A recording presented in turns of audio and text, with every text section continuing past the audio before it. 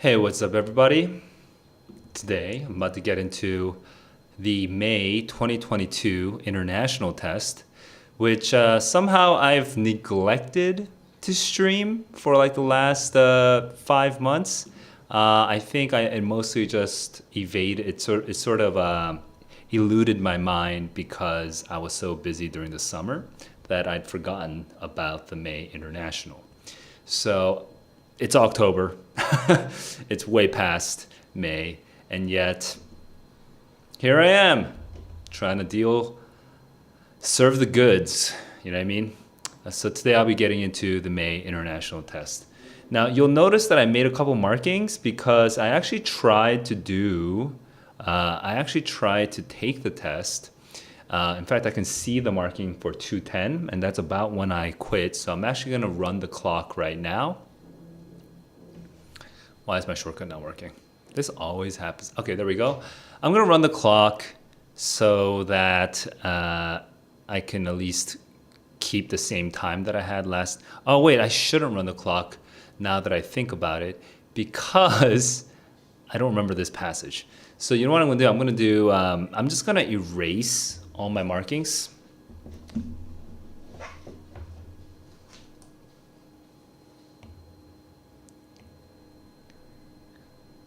Okay, that should get most of it. Okay, and yes, I have like a minor handicap because I read the first column once before a couple days ago. It's a very minor handicap. That said, I don't remember anything at this moment. Also, the reason that I started reading and then I stopped was because I had problems with electrical grounding in this building, and I literally got zapped. I got electrocuted, minorly electrocuted while taking the practice test, and that was stressing me out. On top of that, I noticed that there were a lot of typos in this version, in this PDF. So it was kind of annoying me, and then I was also getting electrically zapped, and so I just shut down that stream that day. I'll be doing it again, okay? Starting over. It's basically as good as new to me. I've never really seen this passage or this test. Even the part of the passage I did see, I barely remember anything. So that's my big disclaimer. We're gonna go into strategy recap. So how do I take the test? The way I take the test is pretty different from the way that you might have heard that you should take the test. A lot of people tell you to take the test, read the questions first, don't read the full passage, you don't need to understand it all, process elimination, like eliminate an answer choice if it follows this or that rule. Statistically, these kinds of words don't normally come out on the correct answer. So those kinds of tips that you've heard, all right, it's pretty different the way I actually take it. The way I take it, for one, is I read the passage first, and I actually take my sweet little time with it. You guys might read the passage in 3 minutes. I tend to read it in 5, or sometimes 6, sometimes 7 minutes. Also, you guys might really emphasize process elimination and really like learning to eliminate every single answer. It's like, this is why it's wrong, but that's not really what I do. I just look at the question stem and I ask, why is this right? What is the correct answer? And then I choose the one that matches my prediction. So those are the two main differences. I don't read the questions first, and I don't really do a lot of process elimination. Instead, I try to understand the passage, and I build out a map of the passage, and then I try to predict the correct answer to avoid process elimination. I will still do process elimination, but you'll notice that I don't do it for every single question.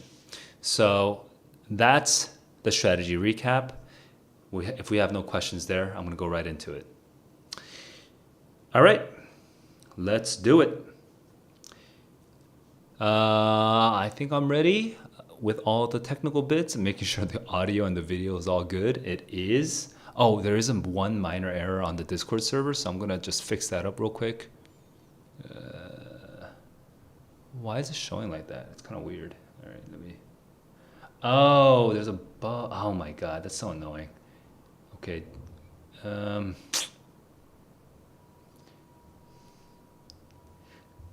okay, there is a minor issue that I need to deal with,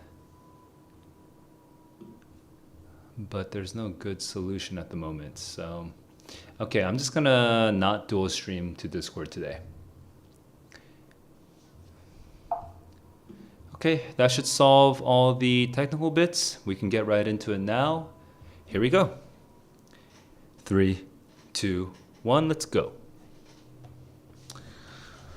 Ruth Ozeki, A Tale for the Time Being 2013 by Ruth Ozeki. There should be a period here. Loonsberry, Ruth. I'm assuming Loonsberry must... I have no idea what the hell Loonsberry is. This is bad punctuation. Ruth, comma, an American novelist, right? There has to be a comma there.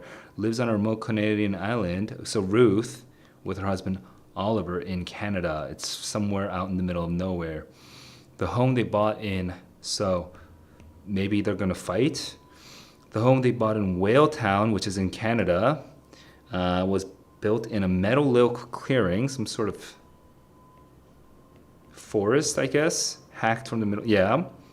A smaller cottage stood at the foot of the drive where her mother would live. On all sides, surrounded them, dwarfing everything.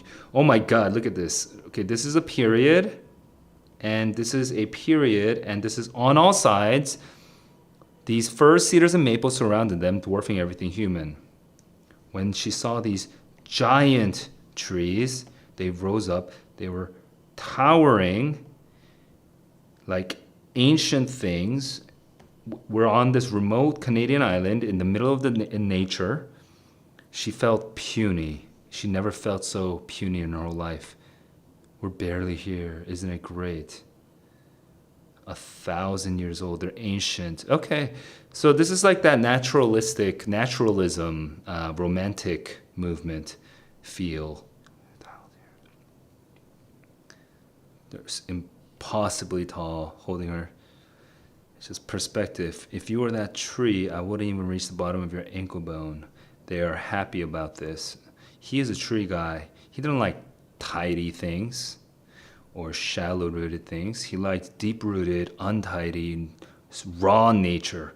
When they first moved in, he was still ill, but then he walked and he was running and he was getting better.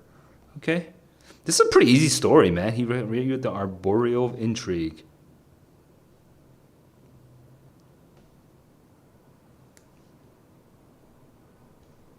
Okay? The drama and power struggles as species vied for control over a patch of sunlight. Furs, spores, sun, benefit. He could see time, worlds and fractal forms of nature, and he would come home sweat.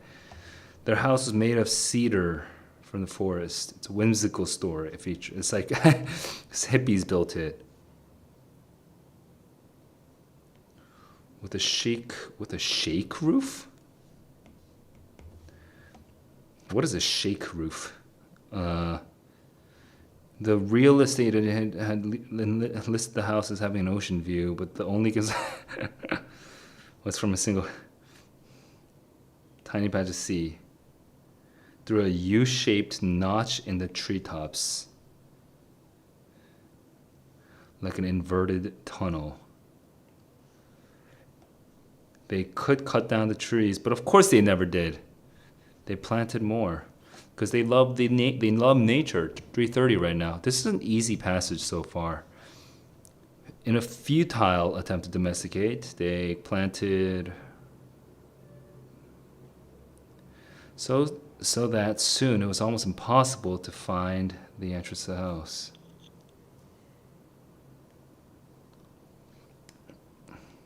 This is almost scary, right? Because the house is getting surrounded by these trees. He wasn't worried. He took the long view. A climate change forest, right?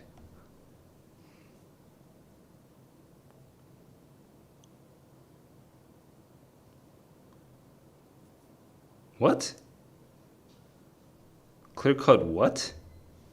On 100 acres of clear cut owned by a bonus friend. What? He planted. Okay, this is supposed to be a dash. Oh my god, this punctuation is fucking making me crazy. Dude, these people. Ah, so annoying.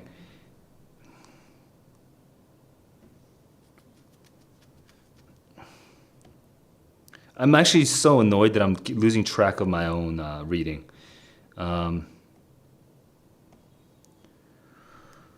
Okay, 55 million years ago.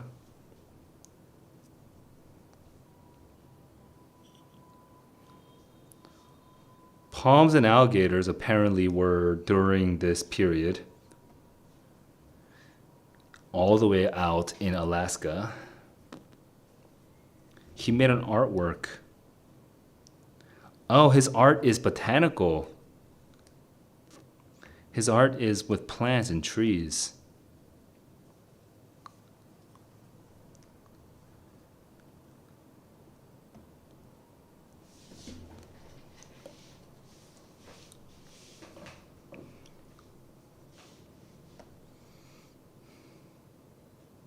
Interesting contrast here.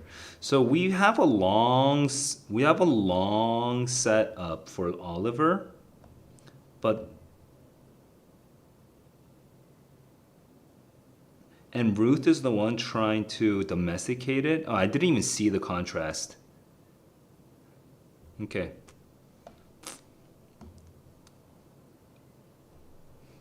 Patience was part of each other. It was neither patient nor accepting. I see there's this contrast.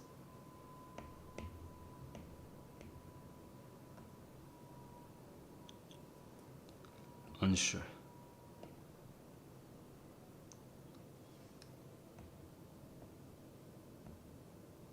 Okay. Okay, cool. Oh, 640. I'm actually probably going too slow. Let me pause really quickly to give you my map of the passage. The purpose of this is so you can tell what I remember. I spent a long time reading this. You should be able to tell you should be able to see what I remember after my read. Without me looking back at the passage, literally just one time I read it and this is what's in my head. And if you want, you should actually write out or outline your map of the passage first. How good is your map?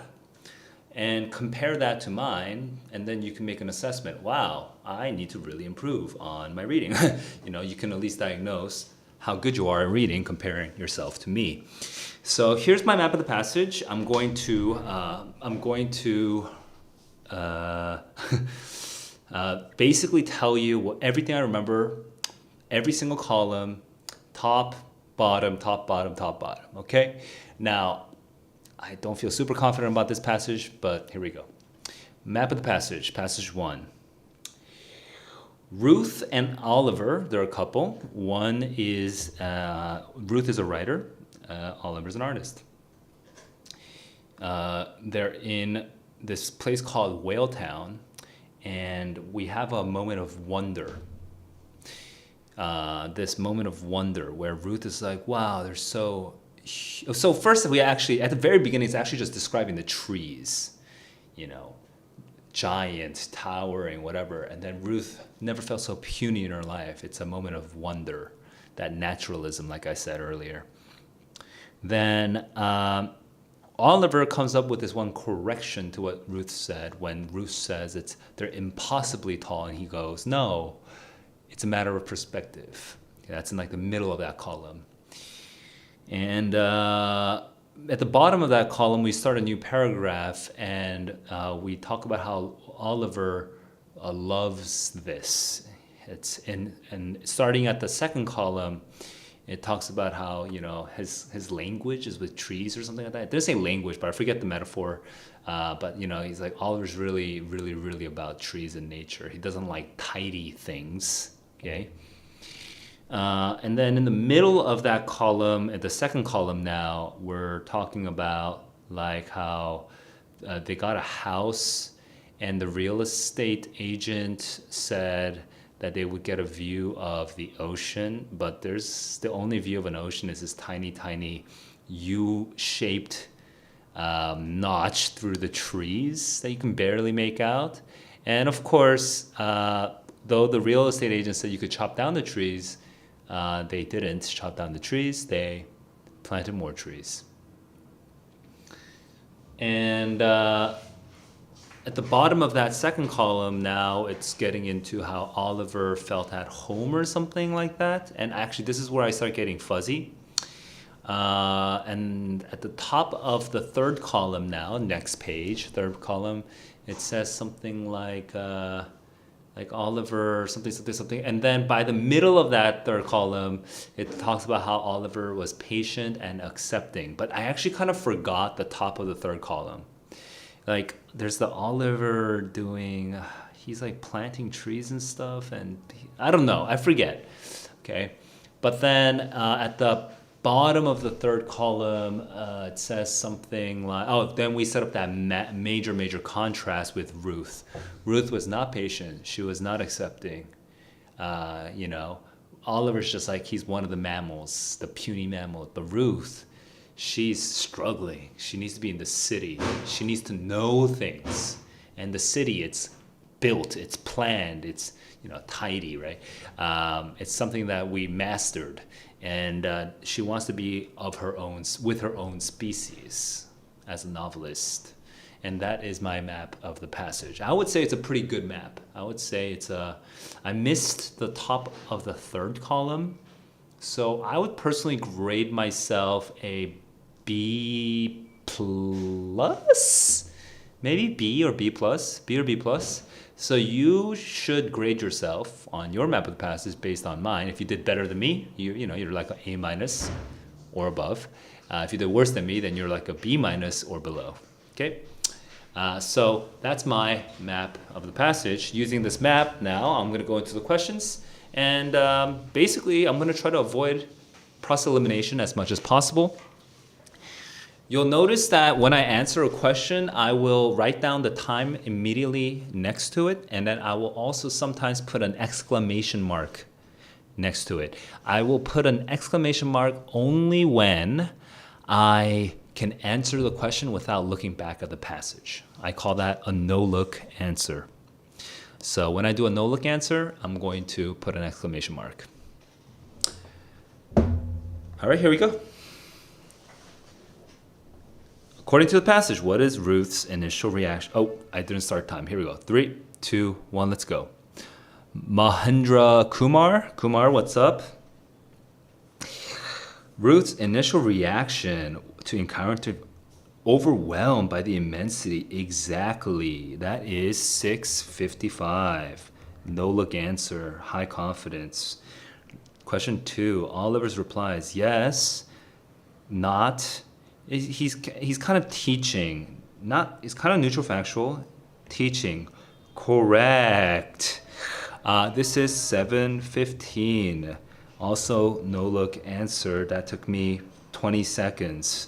According to the passage, what was one initial assumption they had about their new house? It would have a better view of the ocean. I just saw I didn't predict, but that's absolutely correct. That took me 15 seconds. No look answer.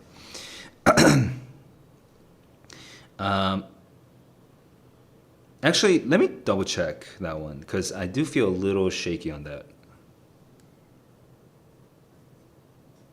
Yeah, I mean, that's okay. Oh, I forgot this part of my map of the passage, but now I got it. Okay, in the ninth, so that actually took me additional 30 seconds to double check, so I'm gonna write that down. Additional 15 seconds. The description, 30 seconds. The description of the ninth paragraph mainly serves to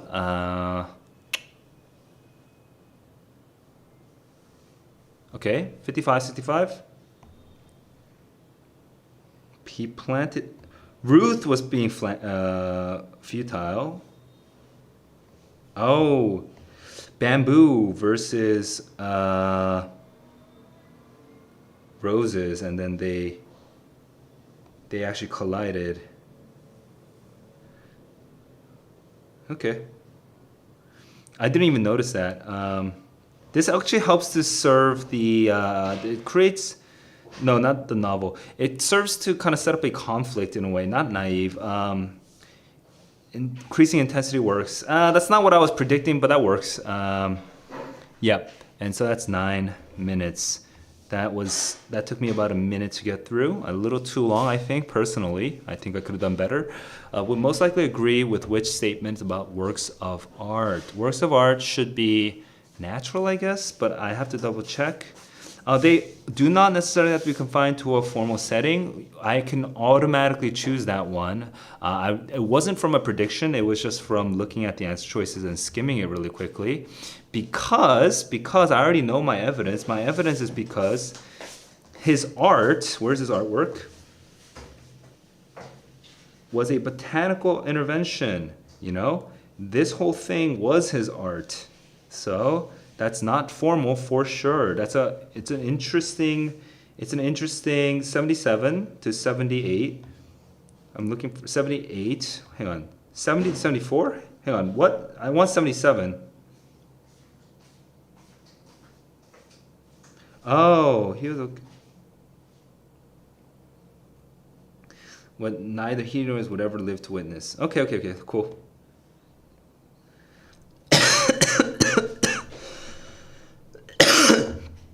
I guess that works.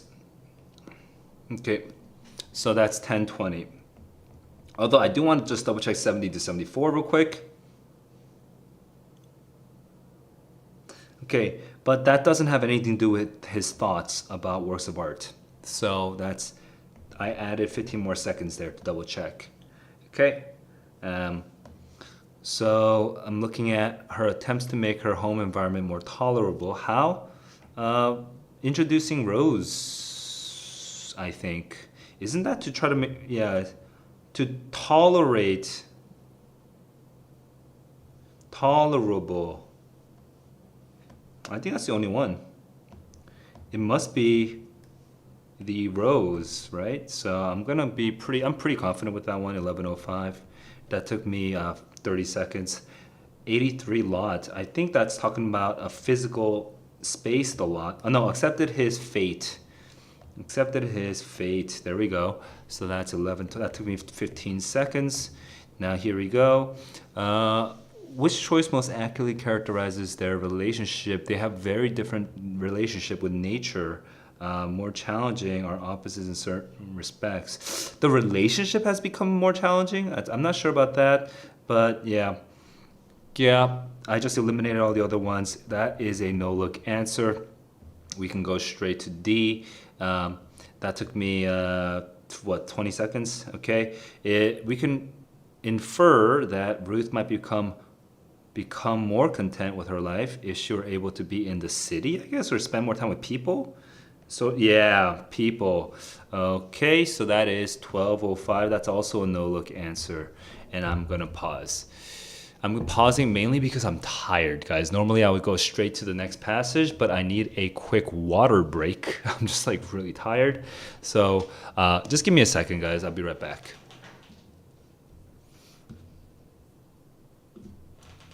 Oops. Oh my God. So annoying. That's the wrong button. So annoying. I didn't mean to do that.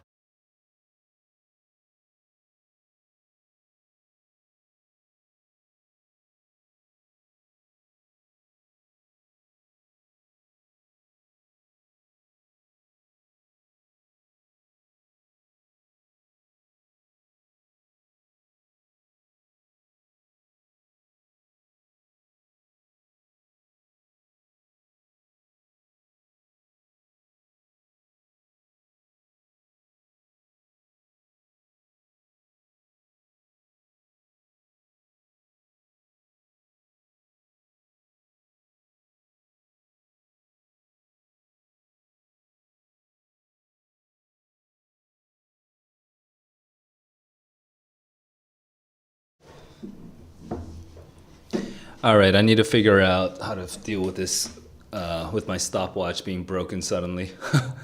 Very annoying. Okay, Let me actually see if I can fix this stopwatch thing. Because I was at how many minutes? I was at 12:05. So let me see if I can actually, yeah, fix that. 12:05. Count up format. Oh my God, it has to start from 0. Ah, so annoying. Specific time? Oh.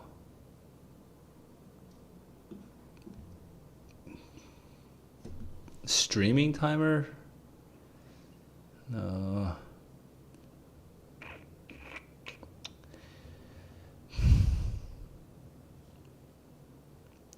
I wish I could just.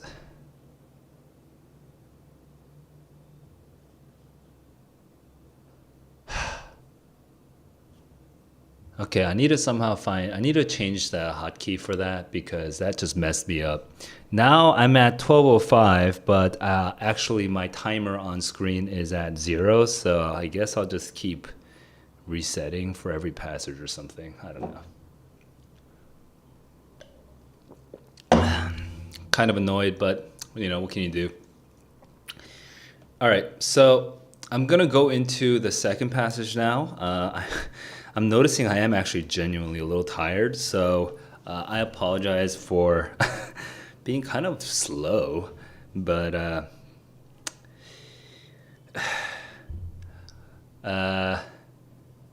whatever. All right, let's get into the second passage. Here we go. 3, 2, 1, let's go. Timer, please start. 3, 2, 1, let's go. 3, 2, 1, let's go. There we go. Selflessness, we're talking about charity here. Selflessness is a mystery. Frustrated Charles Darwin even. It's a problem for natural selection because how would sacrificing be good? Well, thankfully, this is actually a very easy idea that you guys should all know if you paid attention to biology.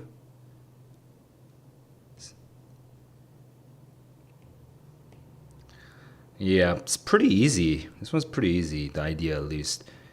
Thing to explain.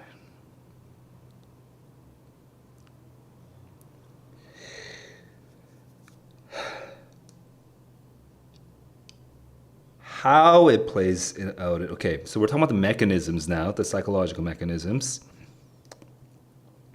Quantify the good and quantify the giving up. Okay? Charitable donation is useful for that reason as a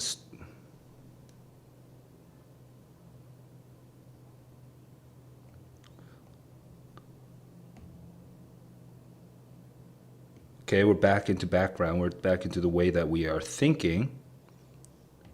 One strain is that our donations aren't achieving or to indulge a desire to feel virtuous and happy.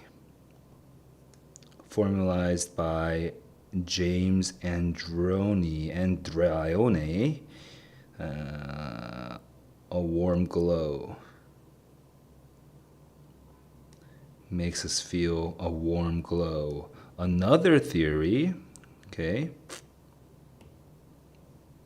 social pressure to avoid appearing selfish and cold-hearted.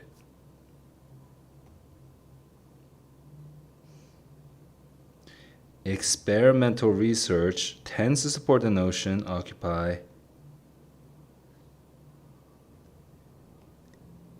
Oh, okay. That's kind of interesting. Thinking is different from all this, which is apparently thinking is on the side as wanting to help others. Thinking and altruism are supposed to be on the same side.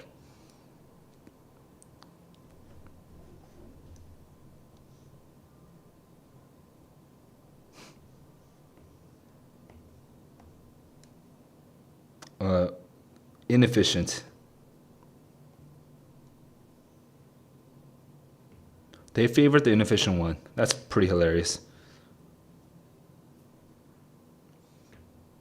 They're not really quantifying the actual effectiveness of the thing. They would rather just feel good. John List, famous professor at my alma mater.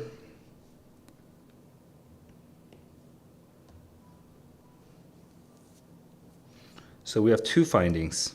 We have JL, John List, and we have JB, Jonathan Barron.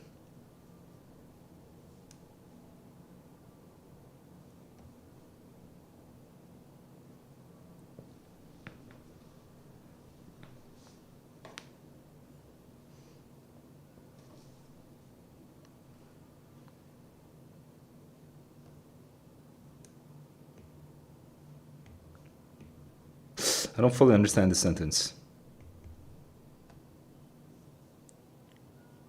Oh, people whose donations would be so it's not purely rationally. Okay. The giving helps. So this means that it kind of supports the idea that we like the idea of feeling good, or we maybe even like we want to avoid social pressure. It supports that idea because because we're not really thinking about how much it helps people. It's an emotive thing. All right. Wow. They're all similar. But, this is different, right? Okay. That's actually pretty nuts. The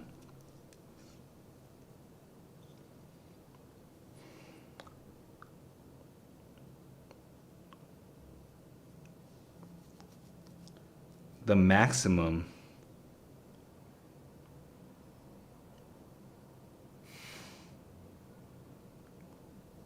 Even if you increase the maximum, it's still kind of similar. Yeah.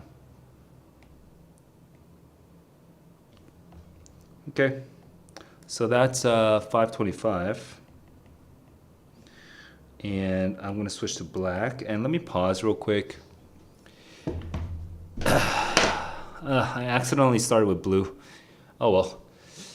It's because I haven't been streaming recently, so my habits have sort of gone out, have sort of faded.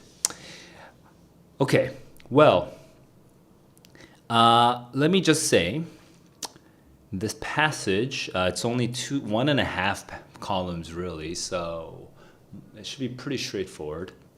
I kind of already remember most of it. Let's see. Here's the map of the passage. Top left, we just say something about how this idea of charity, this idea of generosity, this idea of self-sacrifice has confounded scientists ever since Darwin because it makes no sense with natural selection. Okay? And we kind of developed this idea for a little bit by talking about, like, why would it, right? So that's like the top of the left column. Now, kind of going towards the middle top, we talk about some theories that have been advanced prominently for describing why.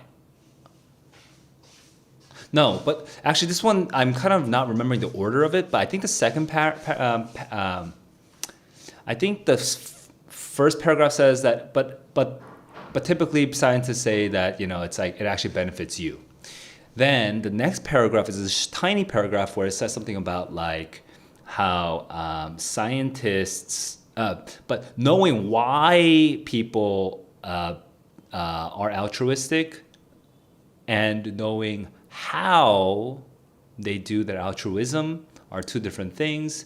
And people have been coming up with different theories for like the how or something like that. It's honestly a little unclear to me how that logically relates to the rest of the passage, but something like that. There's a split between why versus how. Then the next paragraph details this one theory that, and it's a pretty long paragraph. It's all the way through the middle, down to the middle left, down to the middle bottom of the left column, where it talks about this theory that people do it because of this warm glow. It's like a 1980s theory.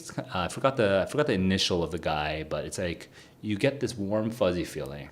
Okay, people donate because they get a good feeling, It's not because they're trying to help other people. And then there's a second theory that comes out at the bottom left, where, it's not even about the warm, fuzzy feeling. It's about social pressure and avoiding social pressure. And at the very, very, very bottom of the left column, it talks about this JB guy. I forgot his actual name, Jonathan Barron, I think, where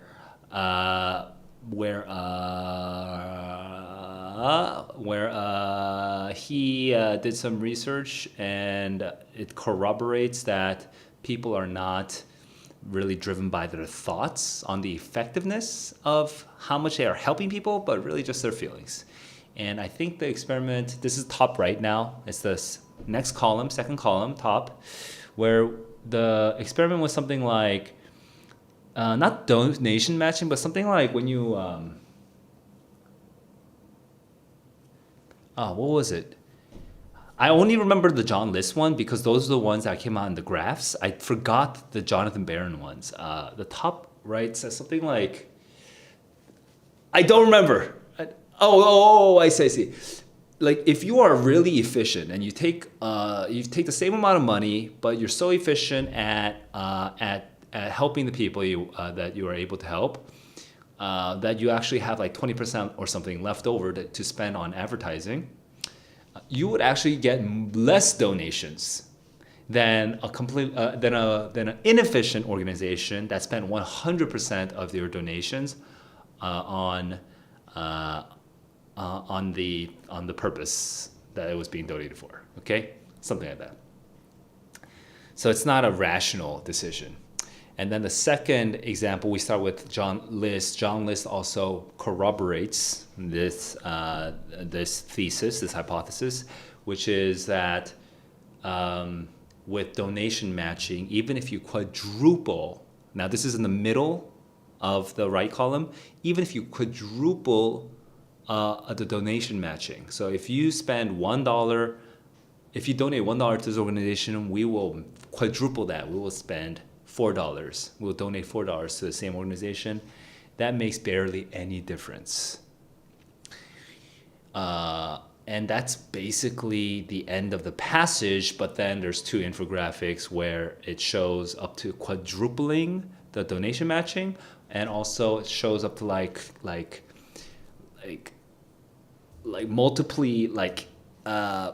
increasing the cap on how much you can donation match. And no matter how much you multiply the donation or increase the cap on both graphs, you'll notice that it doesn't change how much people donate. It doesn't change the average dollar amount of how much people donate. So that is my map of the passage, including the infographics. That was a mouthful, honestly. It was a little clumsy, but that was a very good map of the passage, I thought.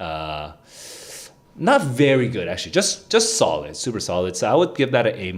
I feel like some of it was a little fuzzy, but I don't really know. It's just a gut feeling. I'm just giving myself an A- for that one. If you did better than me, then you get an A or A+. If you did worse than me, you get a B+ or B-, right? B plus, B or B-. So compare your map to mine. All right, using my map, I'm pretty confident I can do a couple of no-look answers on this passage as well. Here we go. 3, 2, 1, let's go. In most respects, oh my fucking goodness. Who? It's like old English. What is this? So annoying. All right, let's continue. I'm going to try to parse this, but I think it says, it can most reasonably be inferred from the passage. That's what it's saying. It can most unread from the passage. 3, 2, 1, let's go. That researchers designed their selfless experiments with the assumption that, they're supposed to give larger donations if it's more effective. Oh, other selfless behaviors? I wasn't actually guessing that, but that makes sense because that's in the second paragraph. So that's a no-look answer. How long did that take me? That took 6:05. Okay, and that's this paragraph, a valuable window, 18 to 20-ish. I just need to include 18 to 20, so that's good. That's 6:15. Okay, and then line 22, dominant theory, dominant strain of thought, dominant strain. So that's the most leading. That's leading. So that's 6:25. That's 10 seconds. And then over here we have a belief by the charity research about the behavior of donors. Charity researchers. Where are we talking about charity researchers? Is that the whole left column? Basically, they're not. Yeah, they often make donors. Yeah. Also, they are background researching. That's too much brain. Person. No. Yep. I just did process elimination. That's correct because that one sounded correct because that's the. It was based on this idea of like the donors, the researchers knowing that they're not really rational. Which statement of truth is inconsistent with the theory based described in the fourth paragraph, 35 to 42? The theory in the fourth paragraph, 35, 42, is the one that's talking about social pressure. So notice how fast I just moved back because I already know my map in the passage. We need to go opposite of social pressure. That social pressure made no difference. They make anonymous charitable donations. That's the opposite of social pressure, 7:35. So that took me 35 seconds. This passage is actually stupidly easy, and including the questions. Which choice best supports the conclusion that people choose pot to maximize the impact? Stop. I have no idea what the hell this is trying to say.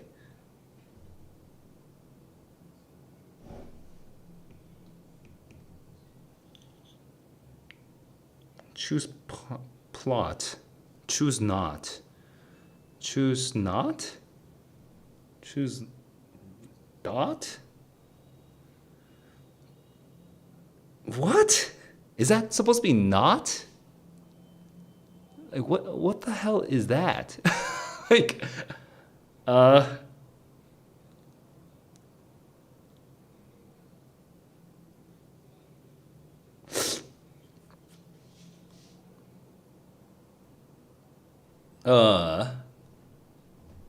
I don't know, guys. I'm gonna just skip. Okay.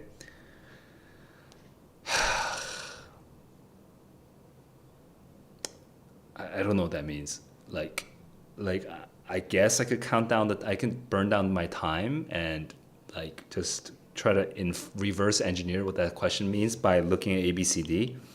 But it seems like a waste of my time. So I'm just gonna skip that, okay?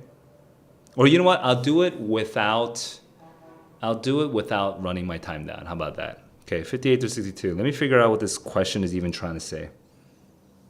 Well, that's not gonna even connect.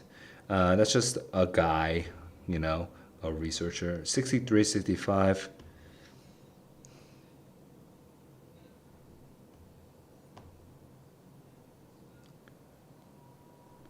I guess it's choose not.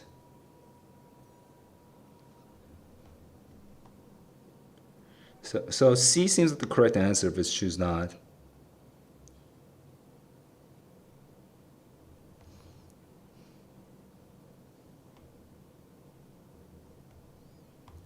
I guess it's this.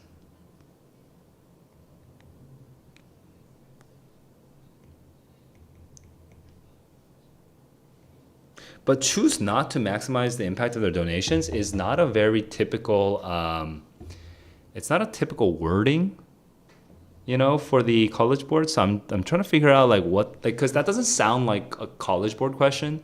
So that's the, like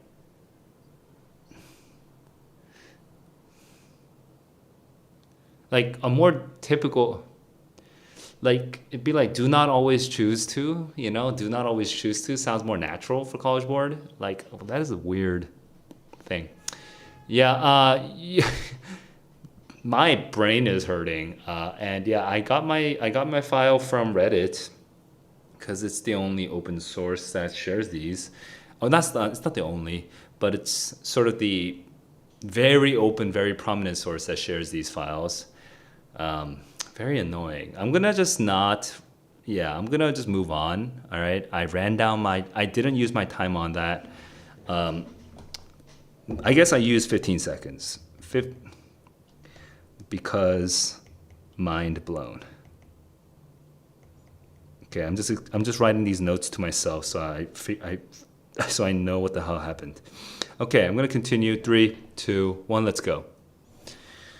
The main purpose of the last paragraph is to, just talk about one more theory, I think. One more set of research, additional research support. Yep. So that is 8:05, although that was not a no-look answer. That was still pretty fast, 7:50, right? So that's 15 seconds. Table 1, but not table 2. In table 1, we talk about quantifiers, right? Multiplications, average distribution rounds.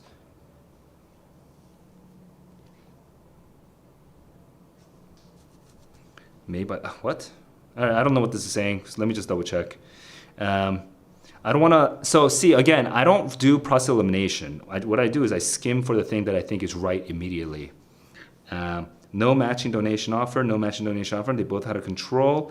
They both have average donation per letter.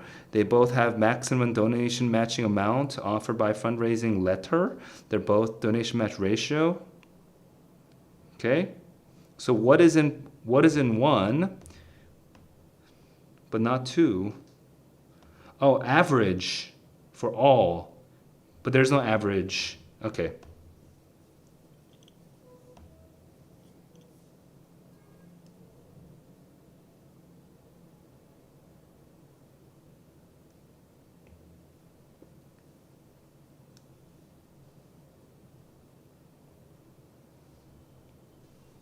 When various matching ratios. But like, that's kind of misleading to say ratios, because ratios is kind of missing, because obviously it's not in table 2, but sure, I mean, whatever. I was having some trouble with the wording of A, but it's all good. It's the only one. I had to process eliminate that one because that was a little confusing, the wording, for me at least. The average donation per letter is closest in which 2 conditions? Closest. These 2. So 50 and 100. 50 and 100. Okay, so that's 9, that's 10:05. And then 66 curious. But we're interesting, we're surprising. We're unexpected, we're strange, we're unexpected. There we go, 10:25. That just took me a little long to go back and forth. Now we're moving into the next passage. Here we go, passage 3. The gene, Ed Young, yay. The gene that paints birds red. Redness, we're looking for redness. In the 1300s, background time. Spanish explorers discovered a small bird. Stuttered feathers, lyrical voice, dull green, fashionable. Okay. And then, breeding it to get dark black to bright yellow, it's called the canary. Red remained elusive, however. So in the 20s, German breeders, the pre-Nazi German breeders, decided to cross canaries, the red siskin. Okay. They mated the hybrids with more canaries, but as few other siskin traits as possible.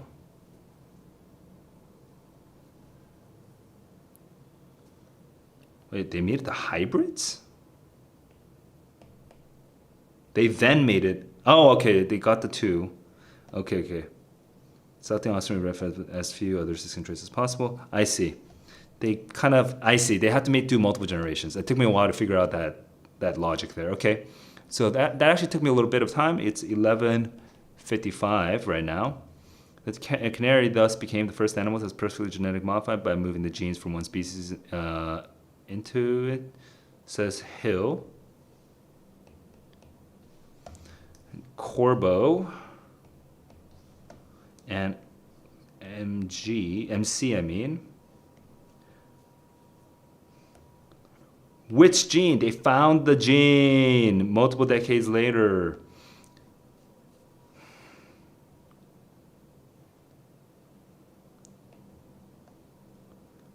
Confined to 2 small stretches of DNA. one of these regions causes genes. Okay. CYP, SIP. I'm gonna call it SIP. It's gonna learn 1,000 times more active. Okay.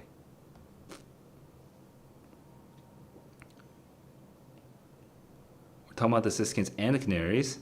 They convert the yellow carotenoids into ketocarotenoids by an enzyme called ketolase, mostly in the skin and liver. Given how active, so that's the mechanism. Cool, more evidence now. So that was the mechanism.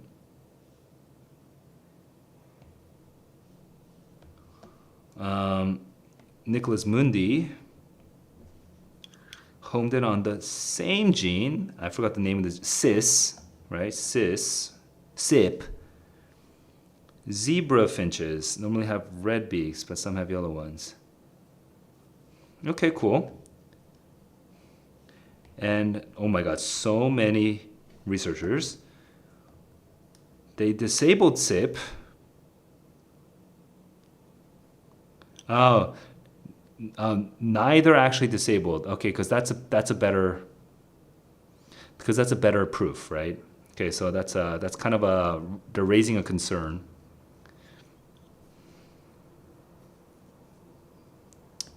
This is implications. MCS. Wow, there's so many names right now. Are parrots which lack carotenoids, or is it merely turned off?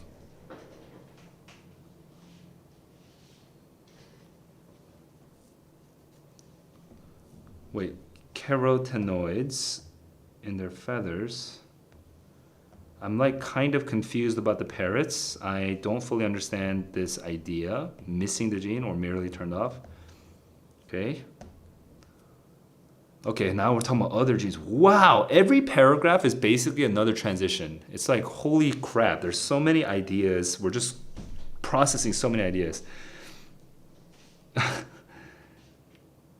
Isn't just for making red feathers either. It's switched on the retina as well for red pigment in the eye to distinguish between colors. What the? Whew. So nearly all birds see red, and nearly all could be red. They just need the.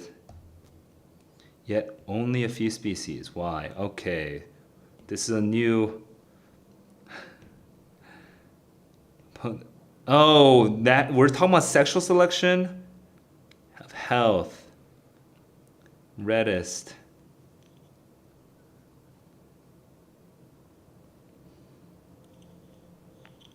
So if it's that popular, then they should lead to more. Finding the genes responsible for color.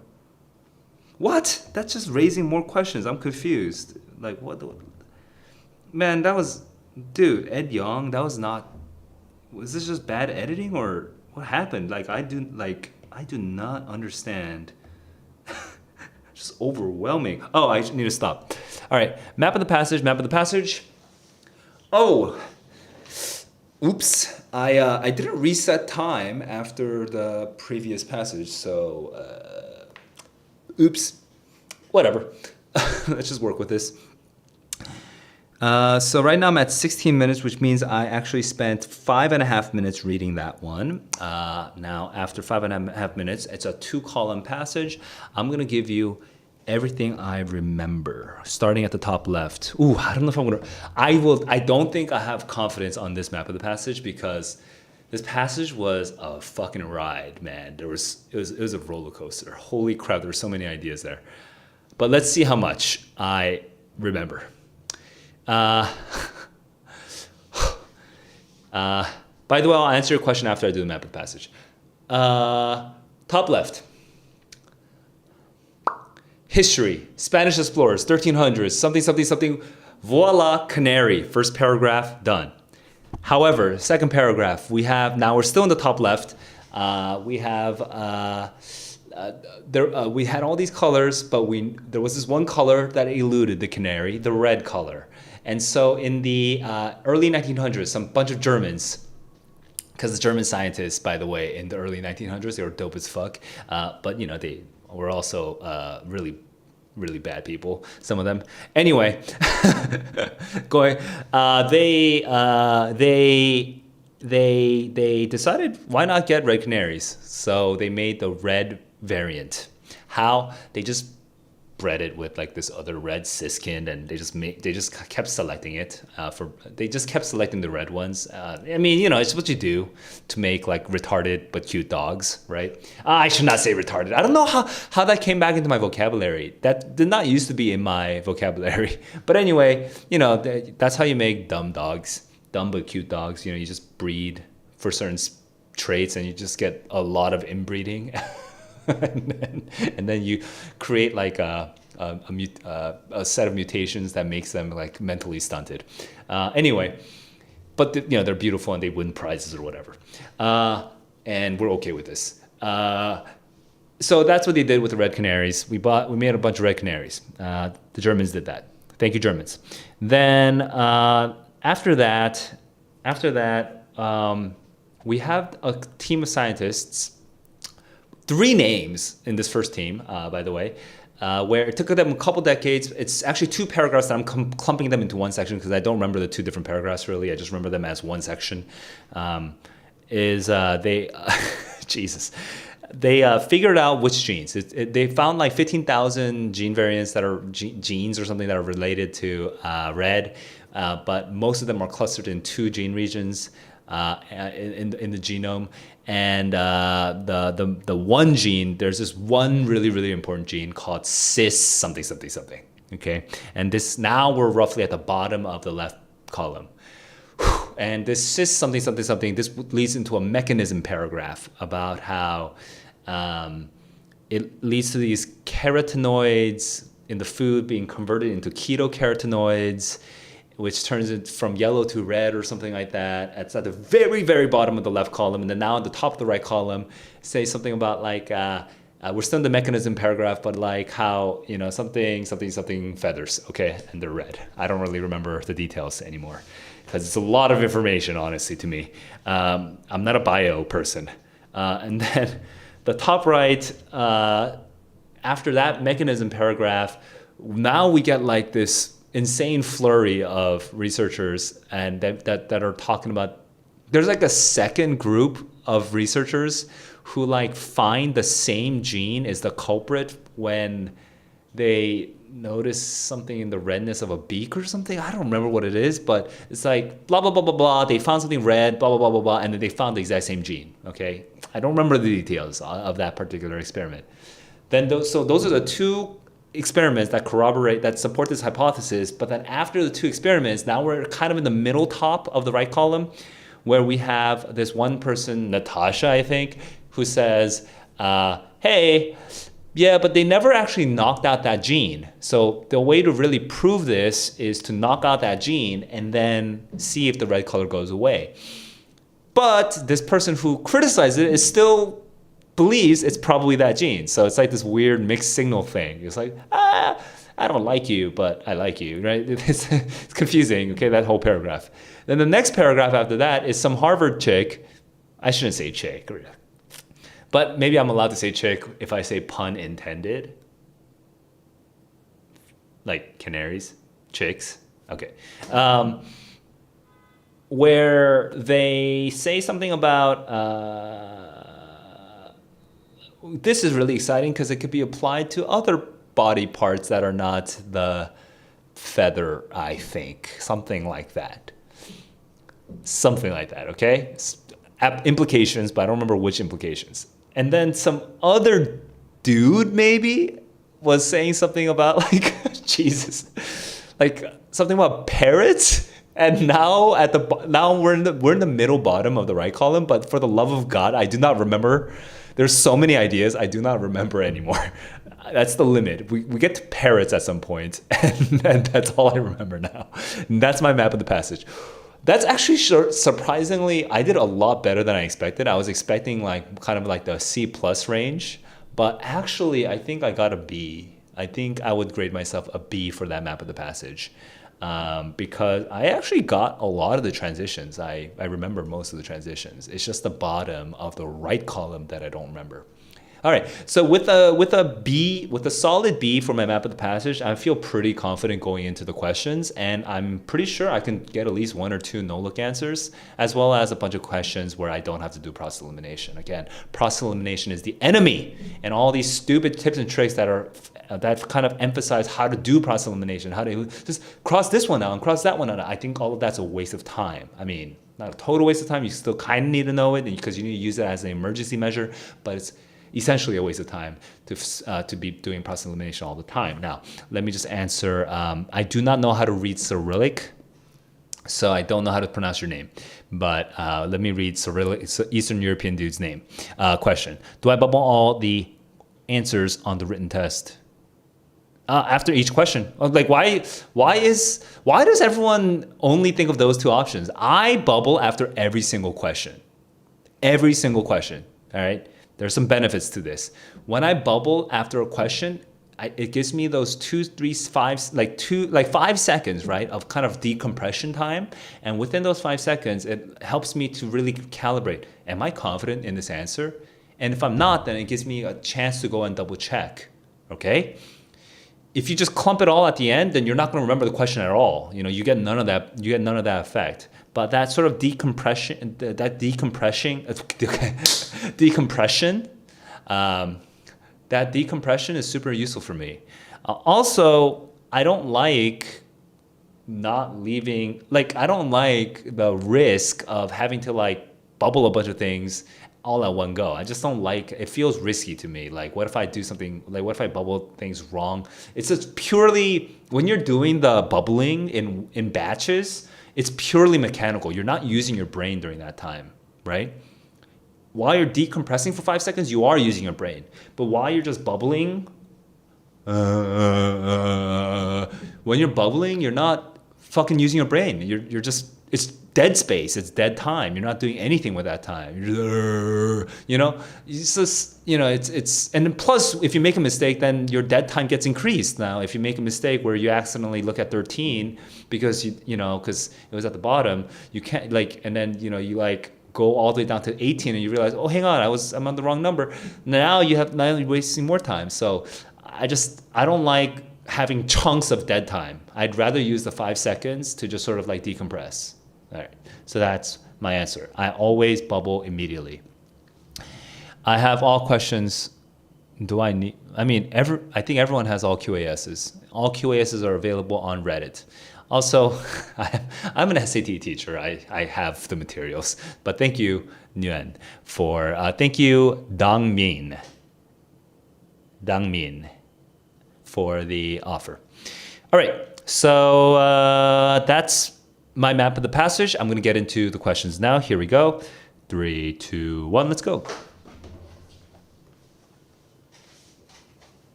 Canaries found off the islands of western Portugal and Morocco in the 1300s were, voice. They had a dull green color, but they had good melodies or whatever. The passage most strongly suggests that without human intervention, wild canaries most likely have stayed boring green. Yep. That's 6. Oops. Oh my God. 55. No look answer. 25 seconds.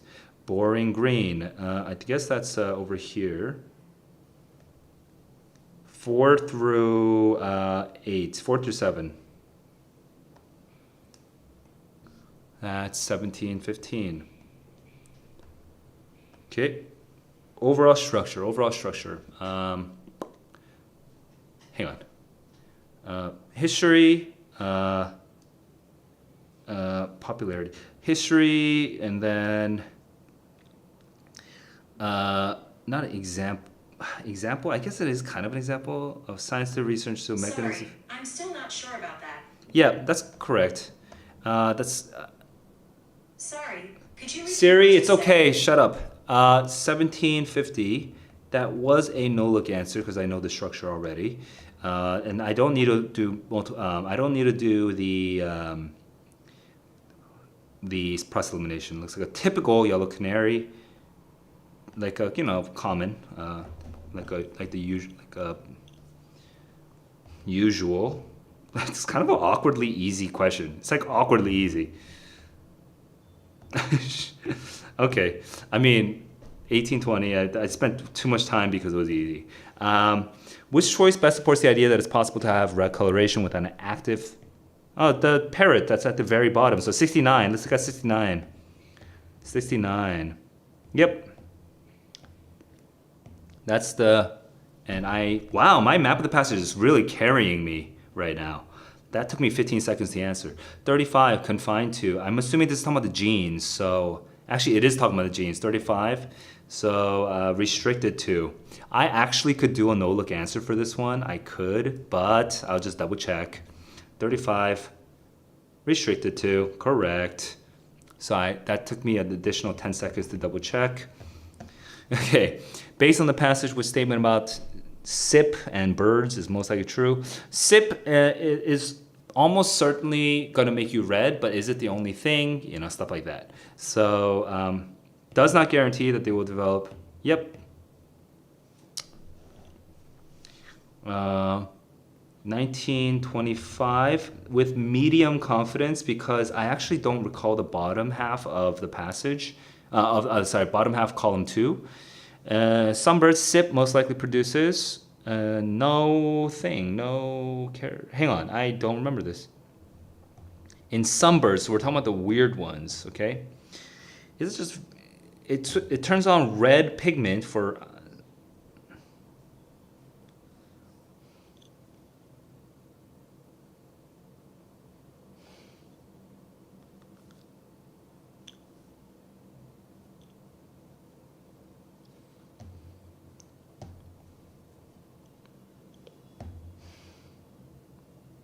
oh, dude, rough.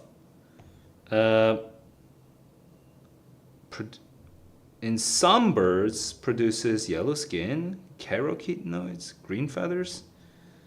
What? In some birds, I want to find the some birds. That's not the main bird over here. On the real test, I probably should just move on. But now I'm just sort of being stubborn. Because I don't even know what I'm looking for at this point. I'm kind of breaking my order of operations.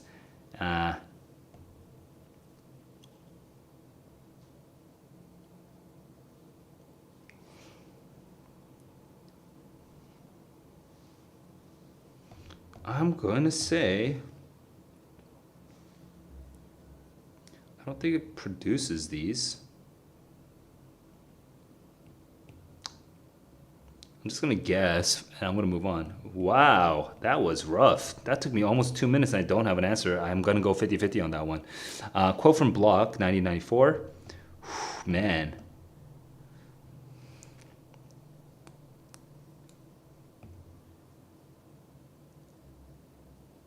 Okay, we're connecting it to sexual selection somehow, so let's focus on that. Not evidence. Suggests that recent research... That's sexual selection. Too narrowly focused. Raise a question. Nope. Yep.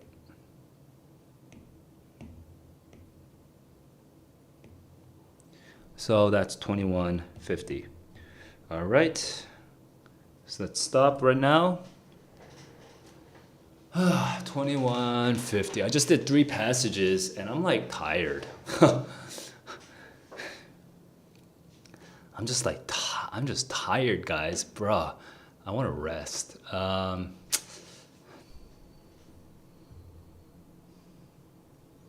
hour and a half of streaming. Can I do like another hour to finish these? Guys, I don't think I can. I don't think I can make it. It's just that these days I haven't been streaming full current SAT tests, because I've gone through all the old ones now, so I can only solve what 4, 5 more PDS per year, right? So it's been a couple months since I did this, and I just don't have the stamina. It's just exhausting. So today, this will be it. I'm gonna rename this thing right now. May 2022 International Reading P1-3. P1-3.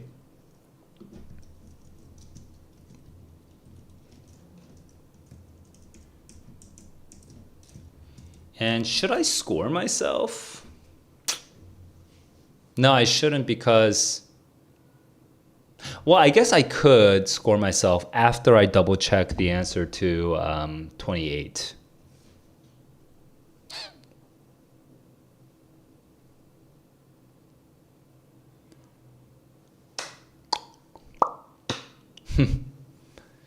I guess I will.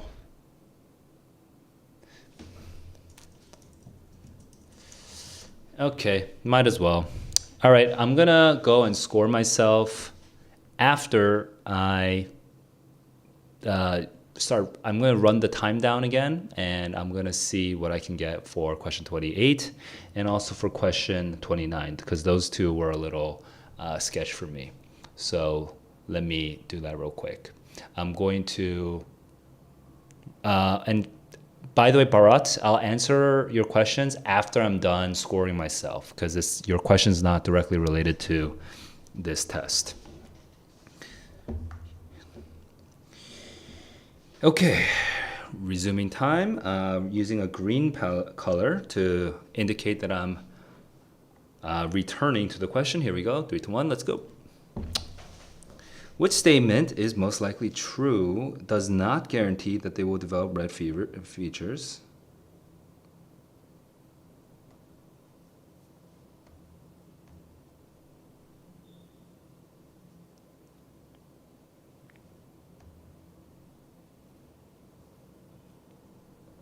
I feel like that's correct, but yeah. Parrots, which lacks carotenoids and instead used to make red, missing the...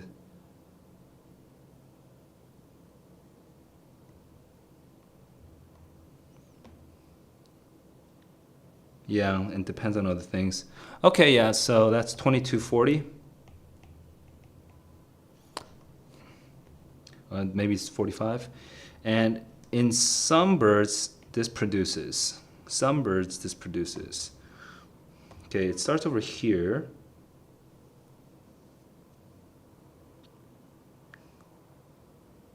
So maybe it produces yellow ones. Yellow skin. Sure, yellow skin. That's weirdly the correct answer, I think.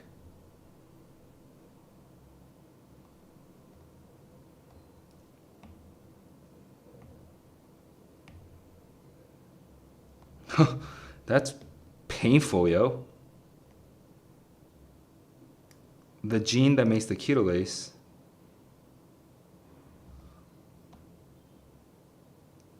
What?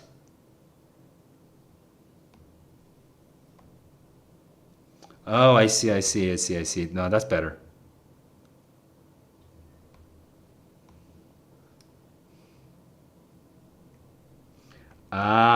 I was looking at the some birds, and I was kind of taking it as look at the unusual case, but I actually went the other way. 2405, and that's my 2405. I'm gonna do a quick, annoying little administrative matter, okay, which is I'm gonna take my 1205 over here on my first passage, and then I'm gonna add it to all of these. So 1205. So this was actually 1205, so this is 1615.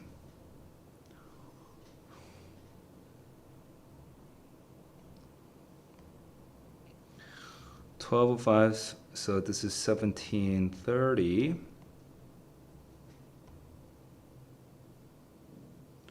1205, this is 1830.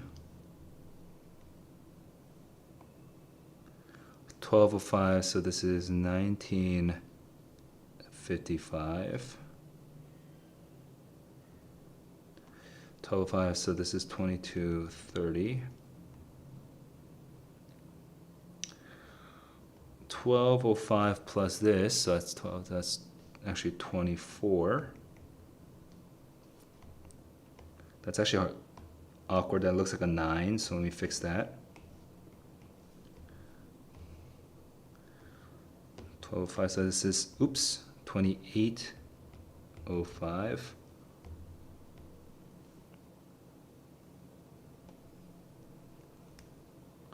This is, oh, I'm gonna go down to the bottom. 29:20.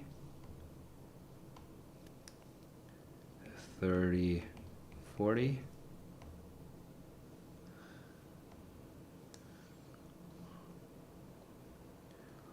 12:05 is with 33:15.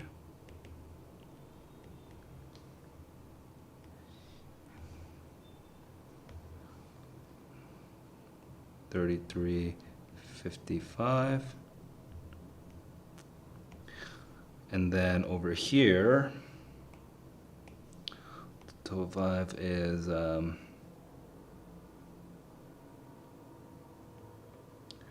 do you call this? 34:45, and then 36:10. Ooh, so I spent more than 35 minutes for the first 3 passages.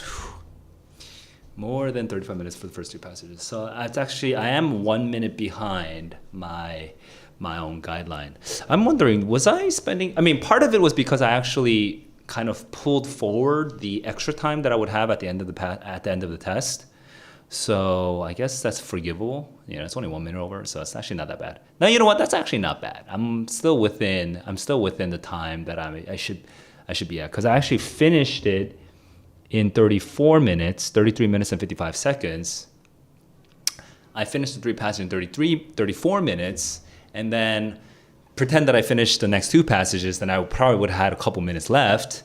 So then I just spent 33 minutes.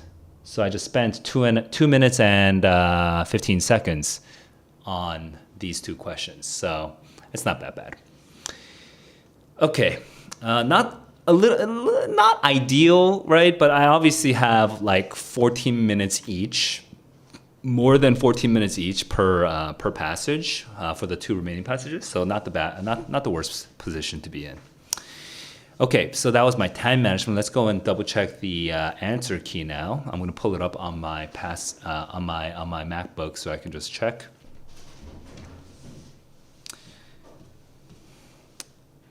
All right, and let's check the answers.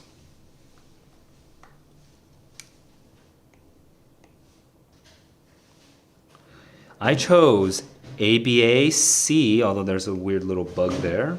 So let me fix that. ABAC, and it's ACAC according to this one thing. Oh, that sounds right actually. Oh no, I got it wrong. I was too fast.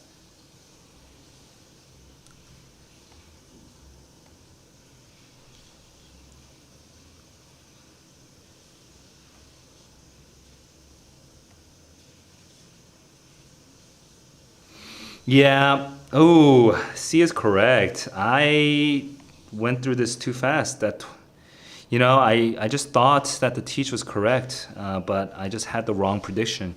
I don't know if I would have been able to fix that on my own in real time, because I was so confident that B was the right answer. That's a tricky one. Okay. All right, let's look at the next one. 5.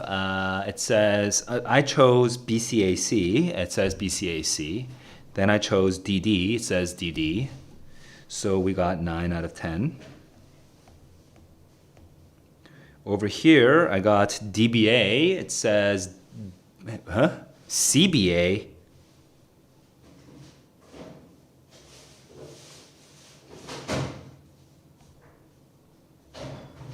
Brew. Does that mean I got the next question wrong too?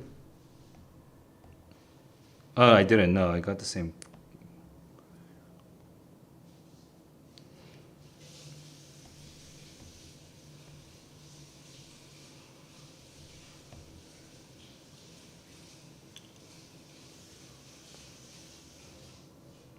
I mean, D seems wrong because the whole other selfless behaviors has no connection.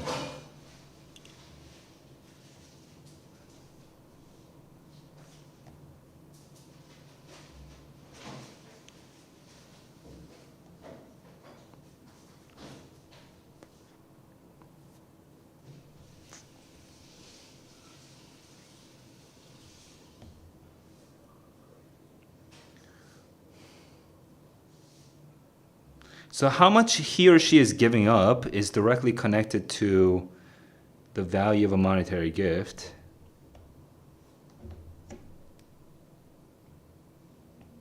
Okay. And that could be used to draw conclusions about the giver's intentions. As in, it's a valuable window into the process of a charitable donation, of how it plays out in the mind of a person. I guess it's broad enough to be correct.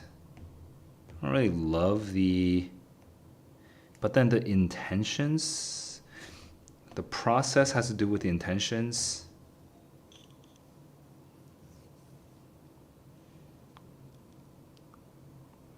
Yeah, the process has to do with the intentions. Yeah. See next paragraph. Yeah. So this one, that one does seem correct. But this one's definitely wrong. I don't know why I chose that actually. I rushed. You know what it is? It's because I'm trying to flex on you guys by doing no-look answers. But it's just that I'm so out of practice that I should really not be doing no-look answers. I'm doing the no-look answers a little too aggressively, actually. Okay, so CBA, that's correct. Then I chose DDC. Oh, I chose DD and then I was thinking C, and it says C. So I guess that's correct, whatever. And then I got BACC. What number was that? 17? BACC, so that's correct. That's 9 out of 10.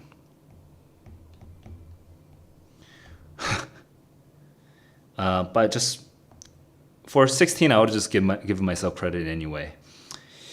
Or I would have given myself 8 out of 9, I guess, in a way. If I graded this out of 51 instead of 52.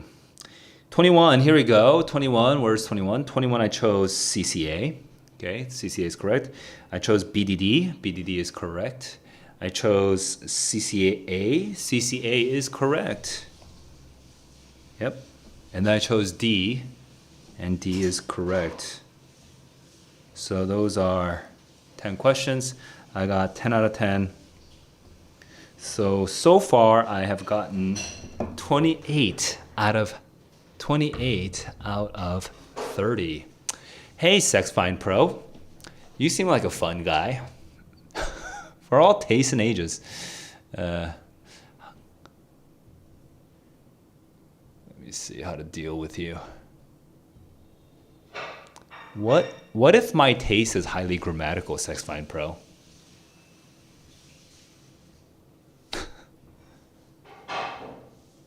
For 300 seconds. Oh, I guess that's what that does, but I can't do anything else.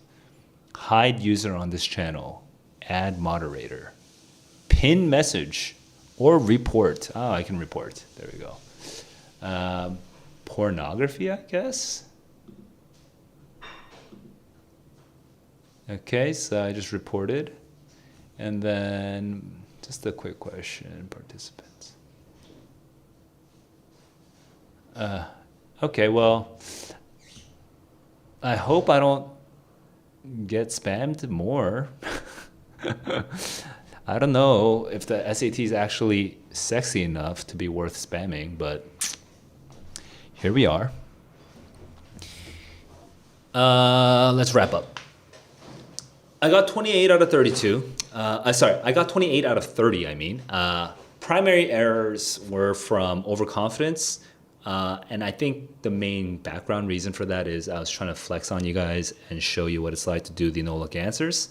Uh, but I'm like out of practice, and my it's been a couple months since I've done these, so I'm just a little slow.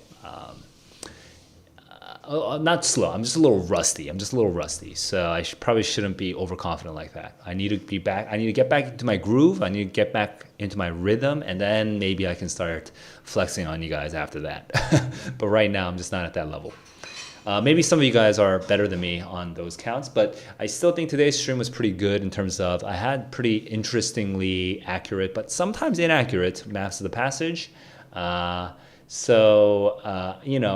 Just and then I just followed my gut, and so I had those like moments of overconfidence that led me to some errors. But that's part of the learning process. You got to learn to tune your confidence. Sometimes no one is just perennially overconfident or underconfident. Everyone goes through ups and downs. So you just have to figure out: are you overconfident or are you underconfident, and adjust your test taking accordingly. Okay, so be paying attention to how confident you are and whether it's in the appropriate range or not. I think that's the main lesson from today's stream. All right, guys, that's it from me. Let me just answer Bharat's last question, which was, is the online or the paper version easier? The paper version is obviously like absolutely harder in terms of intellectual effort. The going through it, like, and reading the thing and understanding the thing, the long passages and everything is harder work at the moment compared to the one practice test that I've seen so far. Okay. But if you're talking about scoring, if you're not talking about intellectual difficulty, you're talking about, you're just talking about the curve, dude. If you are the kind of kid who's going to get 730 on the current SAT, you're probably going to get a 730 on the new SAT because it's a curve. And yes, that's not 100% perfect. It's, you could see some minor adjustment upwards or downwards, but most people will fall within the same range. Here's why. Because the easier the test is, the more severely you're going to be punished when you make a mistake. So I heard that on practice test 1, one of my community members in our Discord server got only 3 questions wrong, okay, on practice test 1 on the digital SAT. Do you know what his score was? The scaled score when you got 3 wrong. 730. Dropped 70 points for getting 3 questions wrong. It's pretty insane. So I would say right now, because the questions are so easy, the curve is going to be ridiculously brutal. But then the College Board is going to realize that the curve is just too brutal and that everyone's all pissed off because, there's no gradation between 790 and 780 and 770. There's no meaningful, jump there.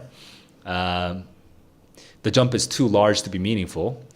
So then the College Board is going to start writing excruciatingly difficult logical and grammatical questions.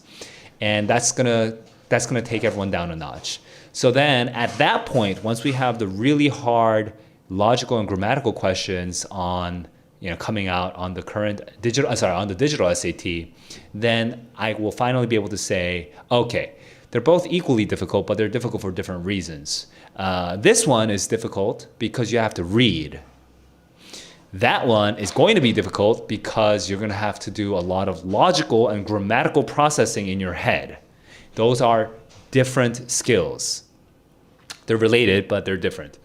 So it's going to be testing. It's going to be more like an IQ test, actually, when we move that way, when we're focusing on like logical, grammatical things. Whereas here, it's partially also an IQ test, but it's really actually developing your ability to read. Like, can you actually read the thing and retain the information? That's reading. So the SAT will call it reading and writing, but it's more like verbal again. It's like... Okay, I'm being a little pedantic, all right, but like my sort of take on this so far is it's a verbal reasoning test now. It's gonna become a verbal reasoning test. Okay, so that's my my view on the digital SAT. Seems like that's the final question, so I'm gonna go. Everybody, see you guys in the next stream. I'll finish this one up, and until then, I want you guys to keep on learning, keep on growing. See you then.